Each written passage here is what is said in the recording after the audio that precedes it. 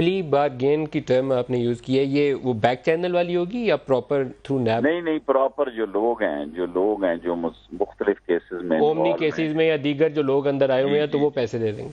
जिनमें ये मुकदमे वाल है और वो मुख्तलिफ लोगों की उनकी दूसरों की मलकियत है या उनमें ये डायरेक्टर हैं जो कुछ हैं, वो प्री बारगेन जो है वो शुरू हो जाएगा थोड़े दिनों में। और उसी में जरदारी साहब की भी जमानत हो जाएगी? मैं इसका नहीं कह सकता, जितनी चीज बात मैं कह सकता हूँ वो मैंने अर्ज कर दी। तो एक और चीज़ बता दें, मौलाना साहब का धरना क्या वो जुड़ा हुआ था इन चीज़ों के साथ? मेरा नहीं ख्याल, मेरा नहीं ख्याल, लेकिन ये है कि ये दोनों पार्टियां मौलाना साहब के धरने से दूर हो गई हैं। अच्छा, ये एक बड़ी इंपॉर्टेंट स्टेटमेंट है कि नवाज शरीफ साहब को इजाज़त देने से, और वो जो नहीं, दूसरा इस जुमला। देने से नहीं कह रहा, मैं जनरली कह रहा हूँ। अच्छा, तो क्या बनेगा मौलाना फजलुर रहमान साहब का? मौलाना फजलुर रहमान साहब का मालूम नहीं, मैं उस पर मैंने इतना कभी गौर नहीं किया क्या बनेगा, वो खुद ही अपना फैसला करेंगे कि उन्होंने क्या करना है। लेकिन दो बुनियादी पार्टियां जो हैं, नून और पीपल्स पार्टी, उनके साथ नहीं है आप। शेख साहब, जो पॉलिटिकल लेजिटमेसी है ना, एक सियासी ओनरशिप, वो उनके धरने को मिल नहीं सकी। इब्तदाई तौर पर राय शहबाज साहब तकरीर करके चले गए, बिलावल ने तकरीर की चले गए, तो अब मौलाना जितने देर बैठेंगे वो अपने आप को शायद मुश्किल में डाल सकते हैं, जैसे एंड में पीटीआई मुश्किल में फंस गई थी। तो क्या उस सूरत में जा रहे हैं मौलाना, या कोई रास्ता है उनके पास? में सबसे मुश्किल काम धरना देना होता है। मैं 126 दिन इमरान खान के साथ रहा हूँ, एक दिन नागा नहीं किया दुनिया का। मैंने 7 साल कैद काटी है।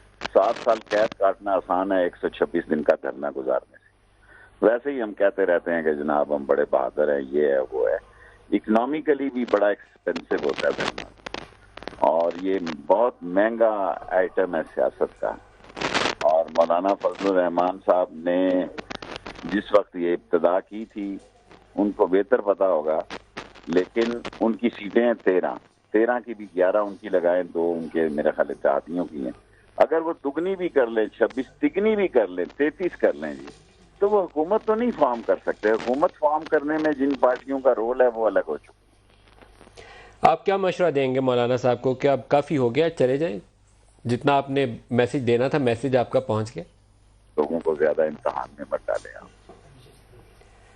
शेख साहब, पाकिस्तान तहरीक इंसाफ की हुकूमत का क्या बनेगा? नवाज शरीफ के जाने से क्या हुकूमत के ऊपर वक्ती तौर पर तो एक सेटबैक है, लेकिन उसके बाद क्या संभलने का, पांव जमाने का मौका मिलेगा, आगे बढ़ने का? पूछने का अंदाज है, मैं तो समझता हूँ तहरीक इंसाफ को फायदा होगा।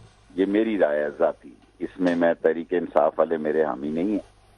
मेरी जाती राय ये है कि हमें सुखी और हमें डिलीवर करना चाहिए, महंगाई को कंट्रोल करना चाहिए, बेरोजगारी को खत्म करना चाहिए, और इन लोगों से जान छुड़ानी चाहिए जो वैसे ही चिमटे हुए हैं हमारे साथ।